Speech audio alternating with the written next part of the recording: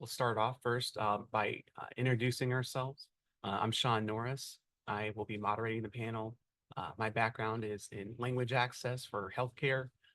Also the current president for Florida RID and a commissioner for CCHI. I'll turn it over to Miss Elizabeth Hartman to introduce herself, and then we'll go on from there.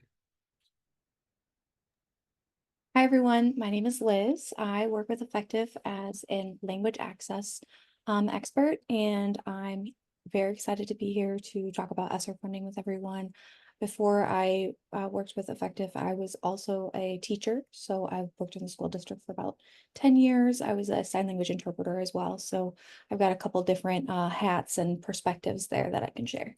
It's great to see everyone today. Thank you. And then next, we'll turn it over to Erin Wachter. Hi, I am Erin Wachter. I am currently a teacher in Denver Public Schools, and I support our language development, special education, and literacy departments. And then I'm also an instructor for pre-service teachers. So my focus really is around creating inclusive, accessible environments for our learners, no matter what barriers or backgrounds that they come from. So I'm excited to speak with you all today. Thank you. And next we have Diana Ferreira. Good morning, everyone. My name is Diana Ferreira. I am currently the district coordinator for the Office of Multilingual Learners for the Providence School Department. My history in education, I've been in education for going on 9 years now.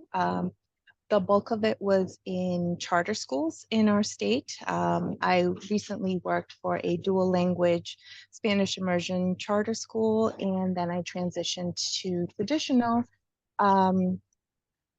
What can I tell you? I'm very passionate about making sure that people with language barriers, have an equal playing ground, and I'm happy to be here to share some of my experiences and a little bit of what I know so far.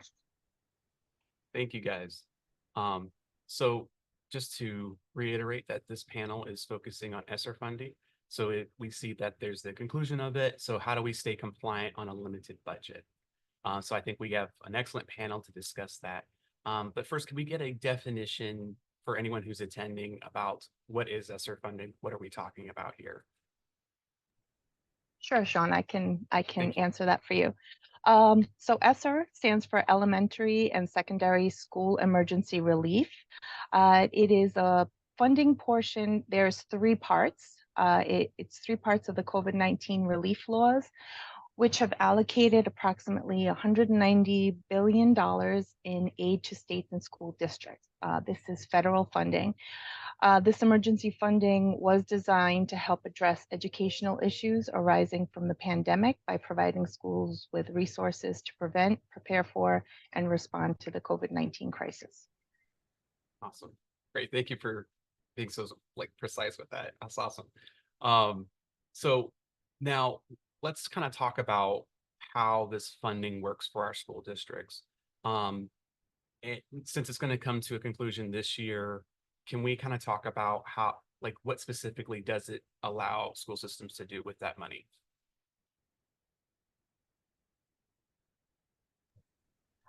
So I can speak for our, there are definitely some constraints to what we can use the ESSER funding for, but it can be used for a variety of things, such as professional development for teachers, staff. A big part was technology, making sure that our most impacted students had access to technology, whether it be Chromebooks, computers, Wi-Fi hotspots, phone service, things that also helped tackle chronic absenteeism. We found that the demographic I just spoke about, like our low income, our English language learners, minorities were the biggest impacted. So we made sure that we tackled the chronic absenteeism with these funds. They also helped invest in a lot of software.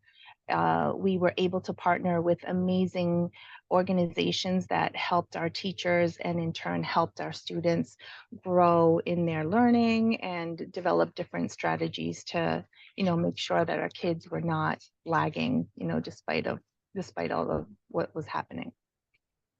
Thank you. So with this kind of money coming to an end,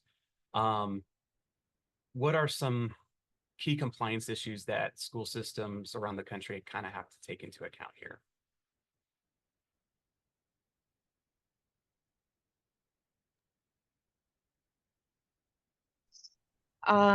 Well, I think for us, obviously, we knew it was coming, but we're all panicking, like, how are we going to cover? I think our district is large. I mean, definitely not as large as Denver, but it's large, and I can just speak from my own perspective and the involvement that I've had. We've just tried to develop accountability for using the funds.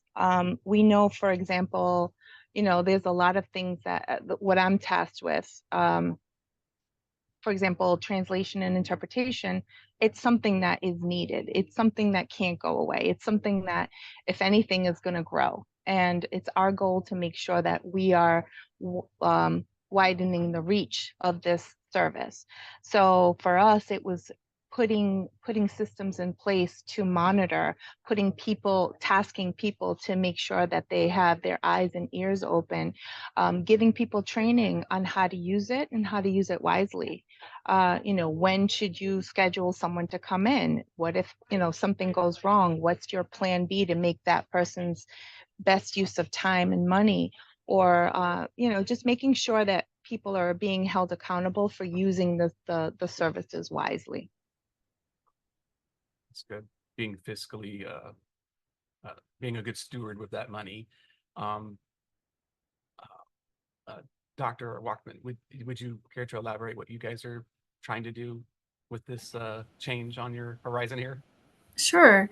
I think currently we have a strong mechanism of funding for language development in our district. So we have a lot of support at the school level in terms of professional development, coaching for teachers, allocating funding for additional staffing, depending on the numbers of students we receive who, are identified as language learners, which for us is over 50% at our school site.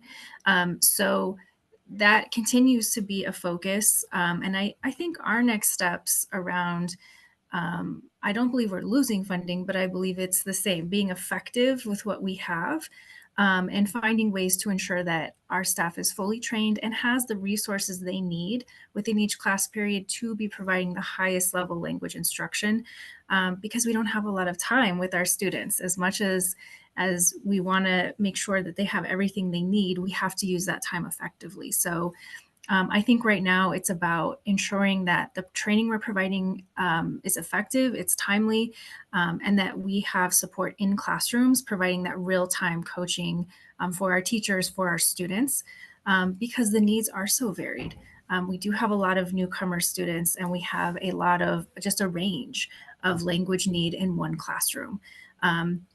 So yes, we have the technology, we have the resources, we have the curriculum, but then how do we implement that effectively for all the different, various scenarios that come in? So I think for us, that's the next step, is to be very intentional and to have very clear plans on how we're using those resources within the time frame that we have with our students.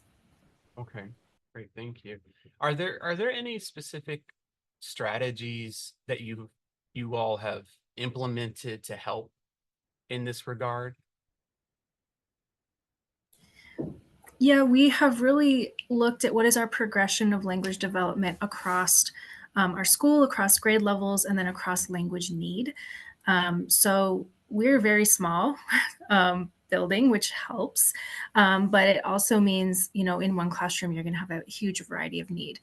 So we've really tried to identify who are the students that need that explicit one-on-one language support, who are the students that need more of an integrated approach to have two educators in the classroom focusing on both content and language, and then where are the students who are ready for that next level to be potentially exiting from support services or preparing for college services.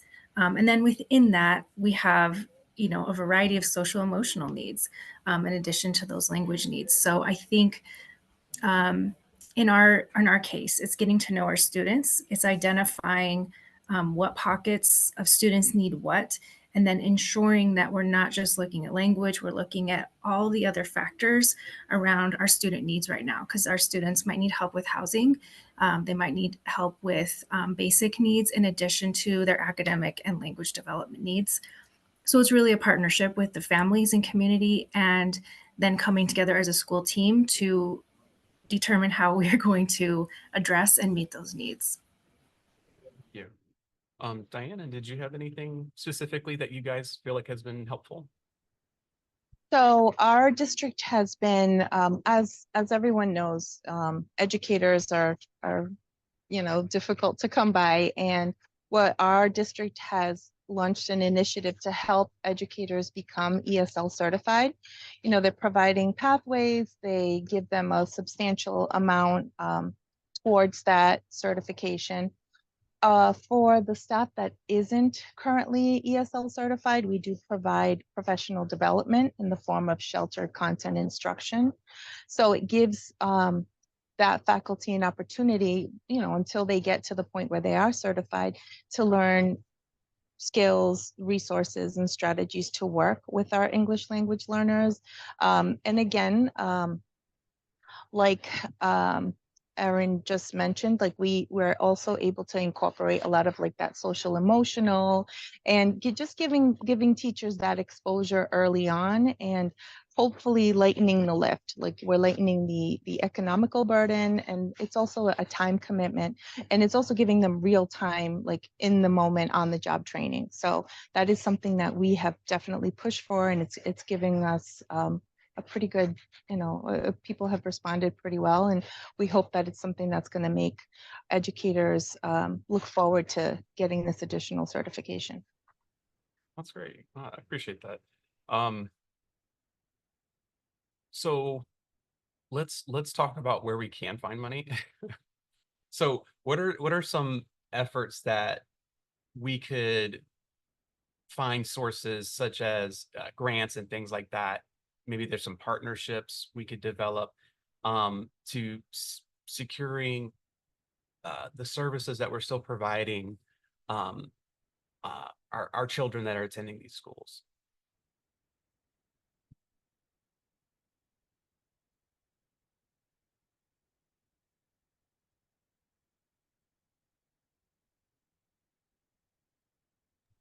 I can, Yeah, I'm just please, not by all sure who's means. on, No, but you're good. we currently have partnered with the Department of Human Services, and we were able to secure a grant for, and we were able to employ a newcomer coordinator, which is going to help in different areas of our district, specifically with the newcomers. That's been something that has been extremely helpful. We're constantly looking for opportunities such as that, but there's so many different, because this particular grant is focused on Afghans. We're always looking for things that are a little broader, because we have newcomers from many different countries and in many different regions. But we're always on the lookout, always working with our state agencies and expressing the need. We're currently part of different panels and different discussion groups within the state. So I also think that just getting that, putting our face, being present and voicing the need definitely helps. We have Brown University, the Rhode Island Foundation. They're very important partners that help us, with with finding funding. Thank you. Dr. Wachter, did you have anything you'd like to add to that? Well, I think in my experience, we have been under a consent decree in Denver for many years. So I think in some aspects we're a little bit ahead of the game, because all of our teachers are required to be ELIS certified, and there are a lot of community grant partnerships that we're required to use and to do. So I think we're in an aspect where we can't really take funding away. All we can do is add to our current programming. And so I think at the school level, it's about ensuring that we, as a school, are fully aware of the resources, that we are connecting, communicating with our district partners, to ensure that our students' needs are met. And I think, at the more micro level of the day to day, it's really about, we have to be advocates for our students. We have to be searching and ensuring that we are utilizing and understand the resources available to us at this level. That's great. Thank you. And Elizabeth, did you want me to Yeah. bring you in here? Yeah. Yeah, actually, I do have a few things to add. So, when you're talking about in this situation, funding and funding changes, something that is really important to remember is, first of all, this is not going anywhere. Language services are, if nothing, getting more and more robust. We're finding more and more ways to resolve issues for students and families to ensure that, they're able to not only participate, but feel welcome when they come in those doors, when they, interact with teachers and faculty and staff. And so, one thing I would say is, for when we're talking about reducing costs or trying to manage that budget, I guess, is organization.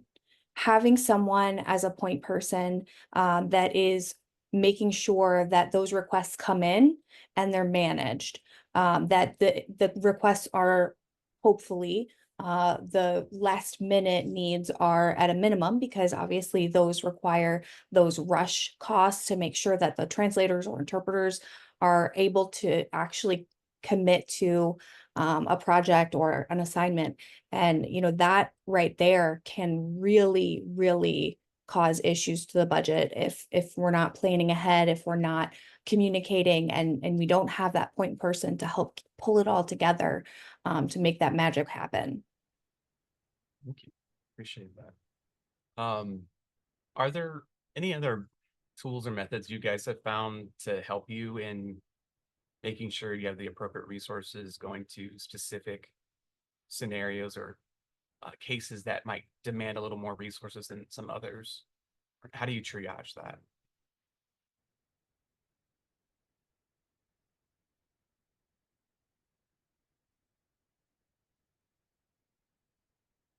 Whoever would like to take that. So can you clarify a little bit, Shawn, in Mhm. general, or I'm the person that owns the interpretation and translation. I can speak Mhm. a lot about that. Yeah, The please things speak to that, that. Yeah. okay, great. Because we want to be So, able to figure out, how does someone in your position determine what's the most appropriate resource, but that's also cost effective as well. okay, great. So a few things that we've been working on with our vendor is creating dashboards. I think when I came in, just looking, I mean, there's some people that love just diving into data. I need it to be quick and efficient. Like I can't go through like reports on top of reports. So our vendor was great in developing a dashboard where you can toggle different things, like what do I want to see right now? Do I just want to look at translation? Do I want to look at what was canceled, within the, non-cancelable or the, chargeable time frame? We also worked on a dashboard that is showing me who's requesting, because on the other end of the spectrum, we were having, staff that wasn't requesting enough. And we're like, well, why is this happening? The other thing that it was a challenge for us, was some of our schools weren't talking to each other. So like documents were being translated multiple times. So we also worked on developing like a main housing, like in the main drive, where people can log in and look at, okay, has this document been translated before? Can I use it? We also worked on just like a naming format to make it easy, so everyone knows, okay, this is what you need to name your things, so it's easy to look for. I also think the biggest difference too is we're looking to identify owners, like who has eyes on this, because at first, it's a big task to take on for one person, but when you have so many people using the service that may not know how to use it or how to use it effectively, that's when a lot of the the excess expenses come in. So I think having certain people that are looking for specific things. And the other thing too is just basically making instructions easy for people to understand. Making it quick, saying, okay, do you need an on-site interpreter? Can you use a video and look, a video interpreter? Is it less than 45 minutes?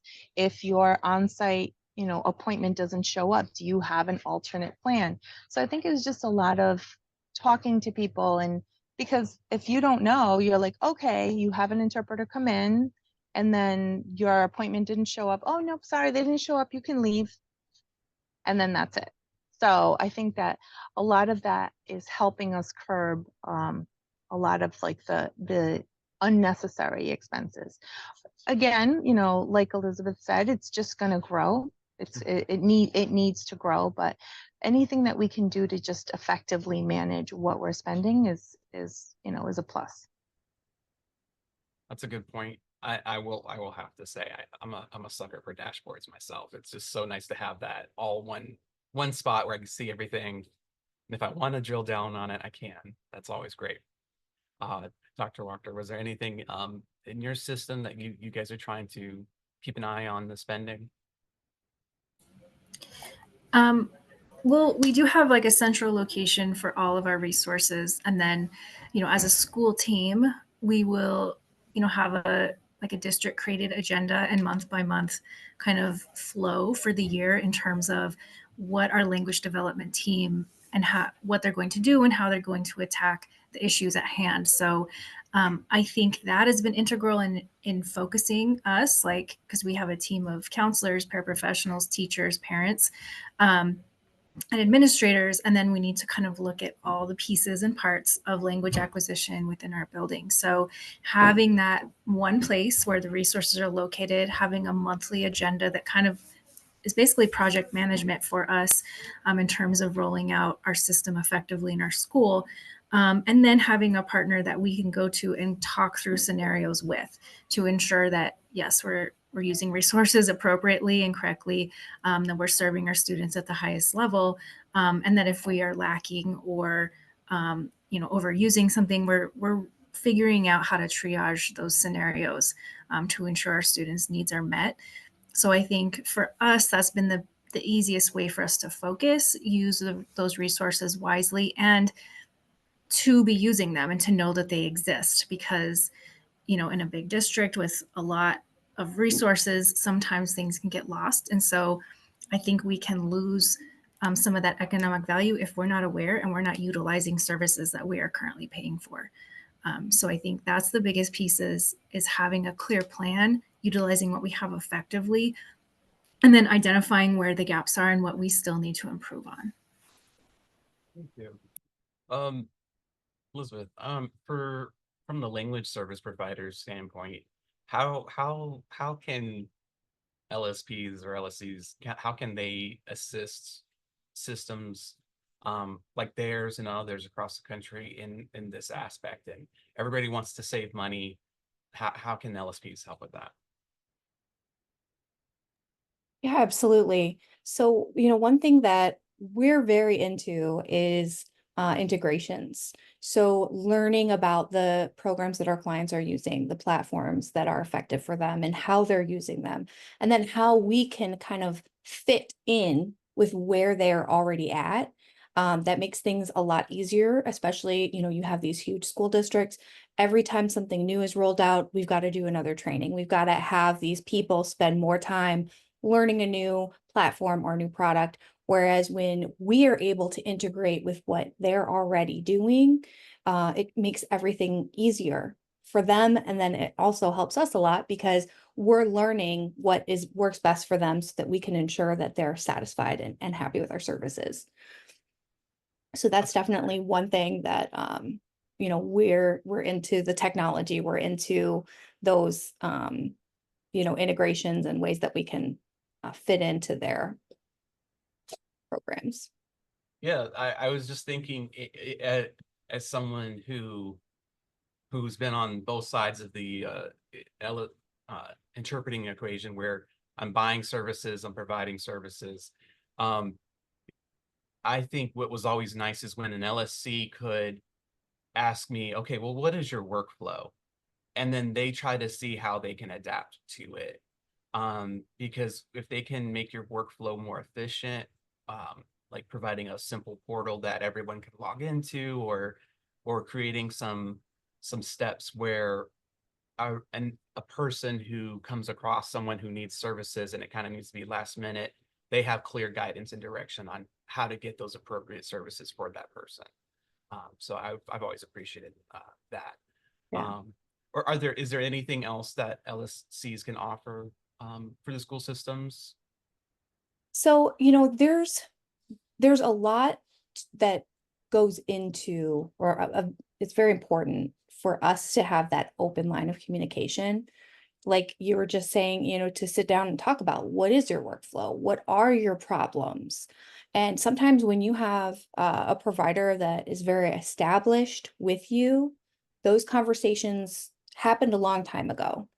Things have changed. We need to get back to the table. We need to come together regularly and have those communications where we're learning, where you're at, what you're up to, what your future, potential goals are, but really learning those pain points and developing solutions with you. Like, I think the biggest thing is, we are not just a provider, we are partners. That's how we look at ourselves. We are partners with those school districts, we're partners with those hospital systems, with, whatever client we're talking to. Our goal is to be the best partner that we can be and to figure out what your needs are and how we can help you get there and maybe get there easier and cheaper. Thank you. So I'll open this up for everybody. So we've kind of talked around it, but there's basically technology, data management tools. How can things like that help maintain compliance and just making sure things are running efficiently as we're transitioning away from the ESSER funding?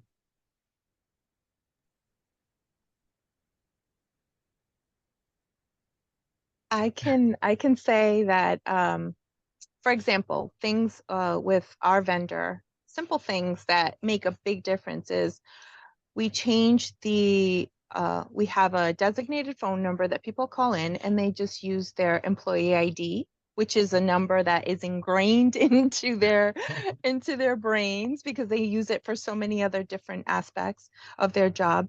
That's made a huge difference. Because at first, you had like a one pager and it had, you need to reach out to so and so, and you would think you were asking for people's like blood or firstborn. And now they're like, we incorporated a survey for people that started using the service. And the vast majority were like, thank you so much. It's so easy to use. Like, it's so easy to remember my ID number. And you just get people more willing to just be on board. And again, like just something so simple. We're also currently exploring a single sign-on option for our district. Again, because people are like, what website do I have to go to? I don't remember my credentials. And it's just a quick single sign-on. We're also looking at having them, this is, I'm not sure if this is a definite thing, but we use Clever. So within Clever, there's a variety of apps where teachers just log into that and they don't have to remember anything. It's just one click. So just looking for ways to make it easy so people are not hesitant.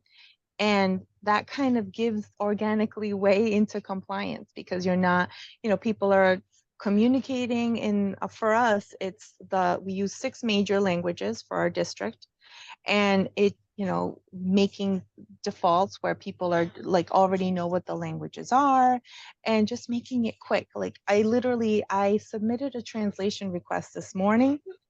It took me, for the entire district, it took me 30 seconds. Wow. 30 seconds it took me. I uploaded the file. I already had my default languages in. I put in what the naming convention, and that was it. And I timed it. It took me 30 seconds. So I think that obviously, like, I do it more than most people, but for anyone that hasn't used it, we try to just make it simple, simple, simple, and that way it's not intimidating and people are eager to use it or not afraid to use it, and therefore helping us stay compliant and making sure that all of our students and families know what's going on and have access to information, and that gives them access to opportunities. I'd like to jump in on what Diana was just saying. I'm sorry, Shawn. No, go ahead. Just have a lot. I have a lot about this. I used to be a teacher. As I said, I taught for almost 10 years in public school for deaf and hard of hearing students. And by the end of the day, my brain had nothing left. I gave it all to my children and I gave it willingly. But thinking about what she said about making it as simple as possible. Tell me like I'm 5. Like I want it to be so simple. I don't have to really think about it. Using my ID number, having it all in one place. Everything I need is on one dash. I mean, that, especially with teacher brain, which is a real thing, is absolutely priceless. And that is exactly what you have to do to be able to get compliance, to get across the board compliance. It has to be super user friendly. And, they have to also buy into the fact that it's going to help them be better, have a better connection with families, have a better connection with their students, so making it easy is absolutely like the way to go. That's a good point. I Thank mean, you. the user interface, the user experience is something that can really bog down the whole process, because if it's not user friendly, what's going to happen is that person who's using it is going to call somebody else to help them. And now you're pulling 2 people away from their work to focus on one thing, right? Little things like that add up over time. Dr. Wachter, did you have anything you'd like to add? Yeah, I mean, I think that keeping it simple, having it accessible is huge. And I think, for us at our school site, we have a team that is trained in basically the flow. So from registration through scheduling, through progress monitoring, through graduation, hopefully students attending CELA biliteracy, all those pieces are tracked and we are monitored for compliance through our district systems, but that also ensures that we are providing students with everything that they need. So from the point of enrollment, when we are identifying what is the home language, what languages do we need to serve at our school, what interpretation services do we need to be thinking about as we get closer to parent-teacher conferences or home contacts, that all starts from that first day of registration. And then they're going to be scheduled appropriately based on their testing scores. Once we bring them in, then we're going to be monitoring that progress. And I think from there, we're determining, their path to graduation and path to biliteracy. So for us, it really is that flow of from registration to graduation, and from August to May, kind of having those checkpoints and clear steps.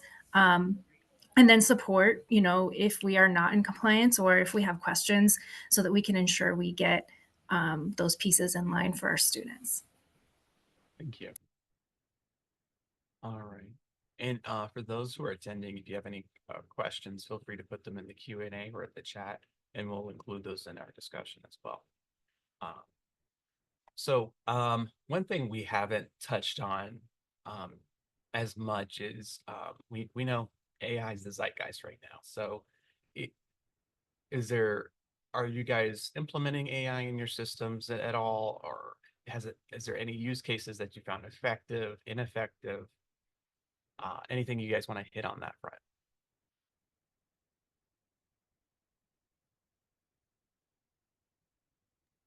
Yeah, I'll say for us on the LSP side, we are embracing AI. We're working with it. We're obviously not removing the human aspect. Those human translators, those human interpreters are always going to be there. But AI is an excellent tool to help us be more efficient, but also to reduce those costs for our clients. And when used appropriately and not blindly accepting what AI spits out at you, you can very, very quickly see the difference in cost, in overall timeline, that turnaround time changes. And, you know, it's just really great for workflows. We are embracing it and really using as much of it as we can to help benefit our clients. That's great. Anything for you guys in the school system? I think, you know, using it with caution and with care. We definitely want to utilize our professional interpretation services. But if there are real-time scenarios where, you know, a student might need to learn how to use real-time translation, or we may need to get a quick, you know, notification out to families, and we can use AI translation with coupled with, you know, a native speaker ensuring that what's happening is effective and true. So I think right now, you know, things are brand new, and I think it's, for me and for our school, it's focusing on how we can help students harness that technology to support them in their everyday life. And then in terms of the broader systems, I think we still have ways to go to ensure, you know, privacy and to ensure that effective translation and things are happening there. But I think it is an exciting piece that, you know, we need to be aware of and get trained on, and we need to train our students how to use it effectively and appropriately, because that is a massively powerful tool that is going to continue to grow. So that is an exciting piece for us for sure. Dana? So for our district, like Dr. Wachter said, it's still very new. It's something that we, for translation and interpretation, do not rely on. We make sure that we send everything to our vendor. I mean, I do know that our vendor is working, you know, to kind of make those systems effective, but there's always someone looking at it. And I think for us, that's really important. But again, you know, to add to what she said, we are looking for ways for students to learn how to use this responsibly and efficiently. It's still just very, like, you know, in the beginning stages. So I think for us, it's going to take a little time to see how it can be incorporated into students' daily life and to the work that, you know, to the communication that we're sending out to families. But I also, you know, I think having that human touch or that human factor is so important. You know, you want to make sure that our students, our kids and our faculty and our families feel like they're human, and we see them and we hear you and we know who you are. You're not just, you know, we're not just spitting out, you know, not, I don't want to say random, but you know what I mean? We're just not giving you just generic. So I think, like, that is something that we need to be careful of. Our relationships with our students and families are, you know, they're the ones that call the shots, you know, and we want to make sure that we're taking care of those relationships and fostering them and making them as strong as possible. That's an excellent point. I have an assistant who is deaf, and she uses it to help with some of her English writing. Even though she is bilingual, it helps her when she's drafting emails and things like that, because there's a difference in culture and language, right? And sometimes she'll send it to me to kind of look at, like, does this sound okay? You know, I'm like, okay, yeah, like that sounds good. I would remove that word because that doesn't fit in this context, you know. Because I mean, it's AI, it's using math for language to determine what's the most likely word to be used next in this sentence, and that doesn't always mean that it's accurate for the context. So that's something we always have to caution people on, is how they're using it. But I'm sure in a you know, in a rush, it might be helpful. A parent walks in last minute, you know, having a quick question. But if it gets anything more than that, you're able to bring in on somebody from the interpreting services team, or have a remote interpreter come on to kind of have a more lengthier discussion.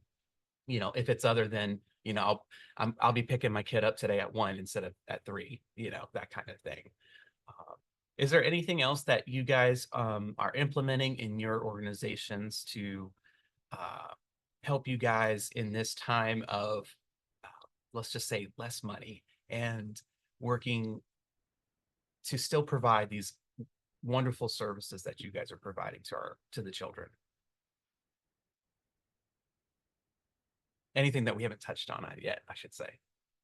So I do have something to chime in Please. about when it comes to that. You Mhm. know, when I mentioned earlier about making sure that you're not doing those last minute requests. Obviously, it's not ever going to be 100% pre-scheduled. We understand that for sure. But one thing we can look at with our language services and with our providers, obviously, is that, you know, when we're talking about on-site versus virtual, on-site is almost always going to be the preferred language, especially when you're dealing with American Sign Language. But also spoken language, it's better to have someone in the room to be able to, you know, really see their expressions and understand that tone that and those the body language that is being communicated, that we are constantly communicating, whether we realize it or not. But a really good backup for that is virtual. VRI is, you know, something that can be used really, really well for things like IEP meetings, where you want to see the person that is providing that translation or that interpretation for you. You want to be able to see them. The parents want to be able to see them. And having that, it's not something that, like, you know, you use over the phone and you're like, yeah, this is fine. It's fine. It's okay. But when you have that person on screen, VRI, whether the parent is at home joining virtually or they're in the room with you, being able to see their expression, being able to understand that body language that's coming through from the person that is, you know, speaking English to the parent, it makes that whole process feel so much more personal.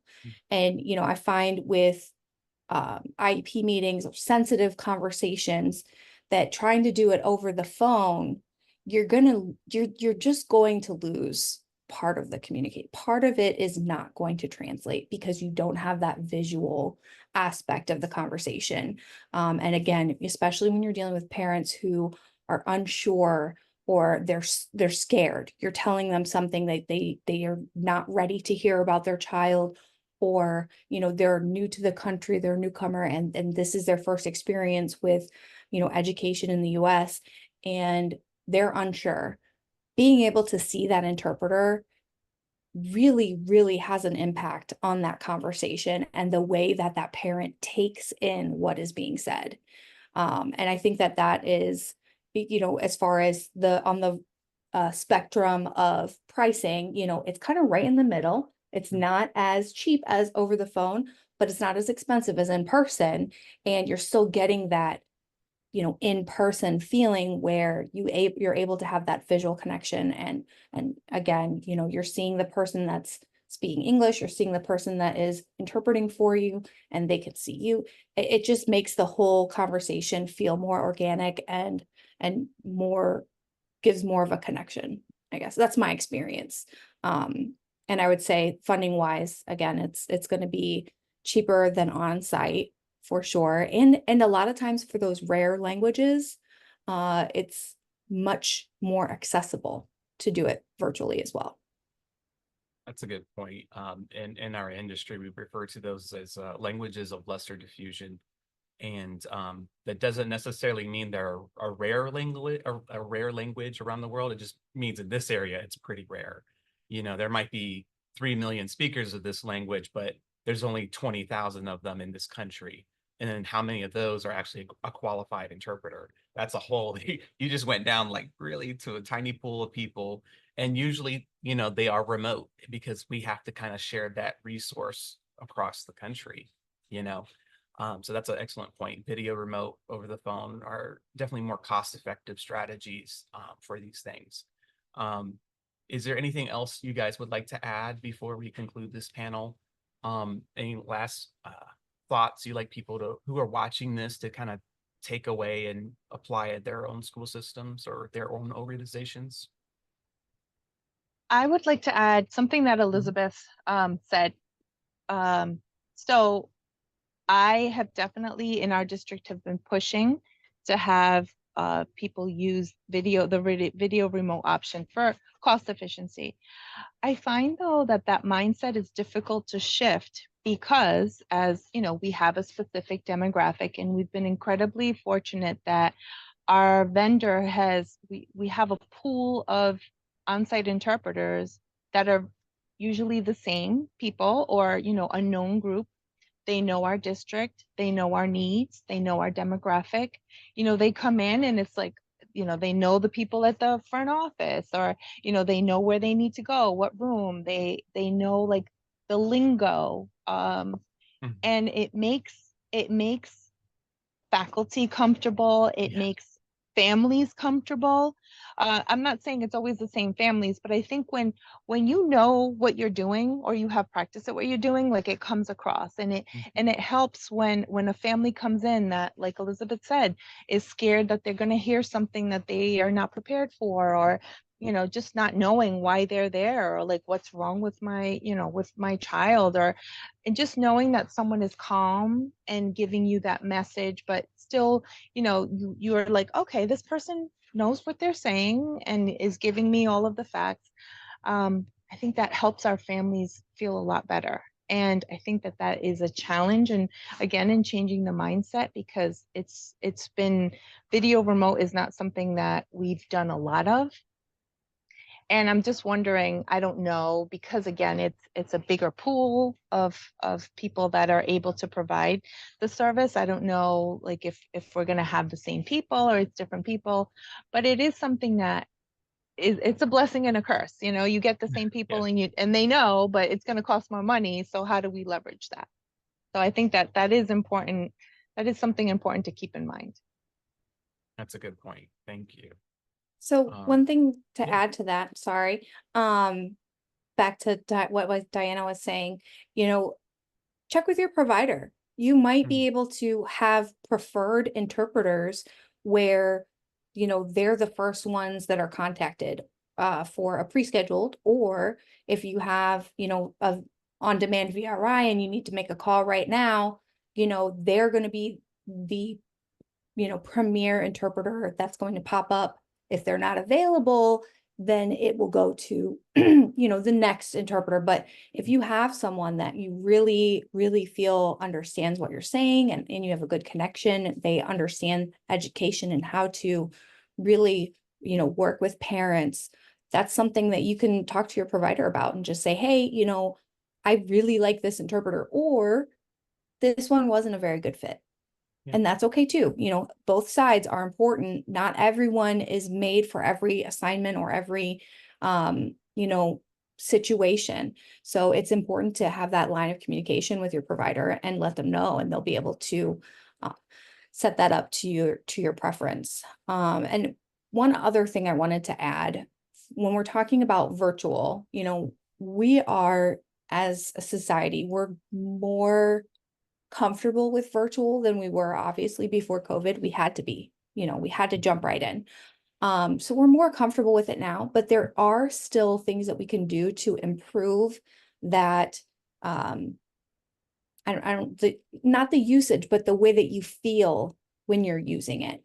And that would be to kind of have almost an icebreaker with families where, you know, you have them come in at the beginning of the year and you say, hey, we're really excited. We're going to be using, you know, virtual interpreting so that you can actually, you know, have a very clear connection to the person that's interpreting for you. And, you know, we feel like this would really help with relaying important information. And then, you know, have a tablet set up and let them see what it looks like.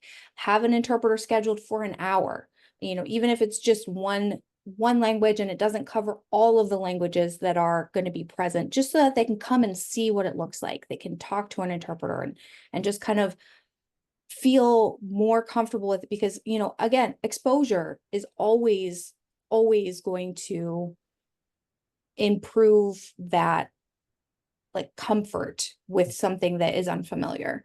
So that might be an option for maybe like back to school nights, you know, things like that, where parents are going to be coming, they can pop in and have a look at the program and the setup, or even if it's just some screenshots, of an interpreter on a call.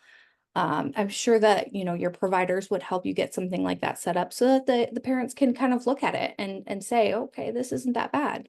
Or this is just like what I used at the hospital when I was there the other day. Okay, yeah. It's not scary because it's a little bit more familiar. Thank you. We did have a question come in from the audience. And before we go to your others' final thoughts, I thought we'd answer it really quick. They are asking, do you think employing staff interpreters and translators are generally more cost effective and effective compared to outsourcing these services? Who would like to take that? I do have, I'll start. Go ahead. Yeah. Sorry, I feel like I've been talking a lot, but when you're talking about cost effective, having staff interpreters and staff translators versus hiring out, I would say a couple things come into play there. First of all, how many languages do you need covered? Because if you have one Spanish interpreter, but you have all these other languages that also need interpreters, you're going to need to have a backup. I think either way, you're going to want to have a backup because your staff interpreters are going to be sick. They're going to go on a field trip and they're not going to be able to cover fifth period.